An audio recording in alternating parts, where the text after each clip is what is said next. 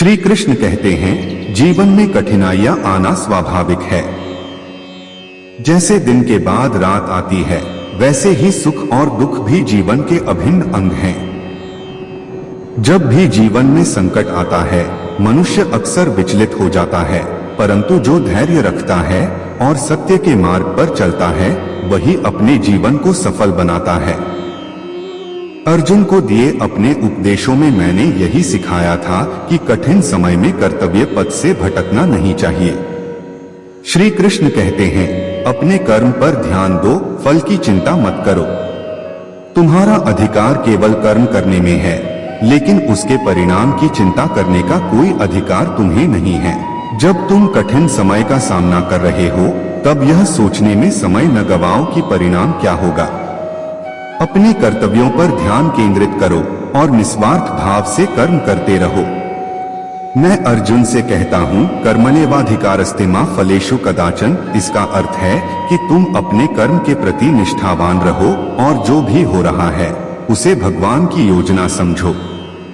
याद रखो, कठिन समय भी तुम्हें नई दिशा देने और आत्मज्ञान की ओर अग्रसर करने का अवसर है। श्री कृष्ण कहते हैं, मन को स्थिर और शांत रखो। संकट के समय मन अस्थिर हो जाता है। दुख या असफलता तुम्हारे मस्तिष्क पर हावी हो सकती है, लेकिन सच्चा वीर वह है जो इन परिस्थितियों में भी अपने मन को स्थिर रखता है। सुख और दुख को समान भाव से स्वीकार करो, क्योंकि ये दोनों ही जीवन के दो पहलू हैं। मैंने अर्जुन से कहा था, सुख दुखे समे कृत्वा लाभालाभौ जया जया। इसका अर्थ यह है कि जीवन में सफलता और असफलता, लाभ और हानि, ये सभी क्षणिक हैं।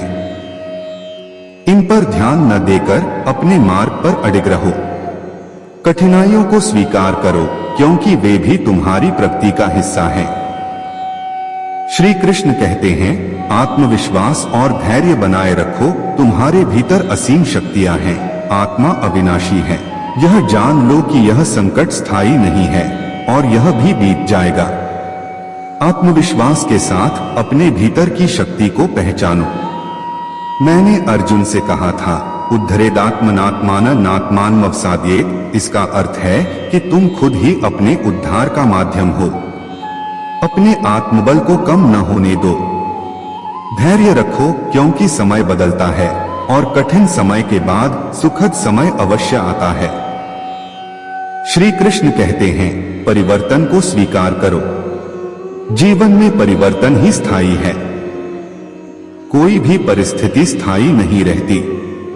संकट केवल एक क्षणिक अवस्था है। परिवर्तन को स्वीकार करो और आगे बढ़ो।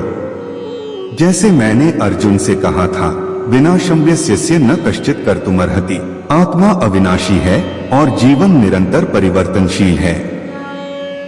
इसलिए कठिन समय को भी जीवन के एक अध्याय के रूप में देखो और उससे सीख लेकर आगे बढ़ो। श्री कृष्ण कहते हैं, याद रखो, जीवन में कठिनाइयां तुम्हें बेहतर बनाने के लिए आती हैं। श्री कृष्ण के उपदेशों के साथ अपने कर्तव्यों पर अडिग रहो, आत्मविश्वास और धैर्य बनाए रखो और जीवन के परिवर्तन को सहजता से स्वीकार करो। कठिन समय के बाद उजाला अवश्य आता है और तुम इस संघर्ष के बाद और भी अधिक सक्षम और शक्तिशाली बनोगे।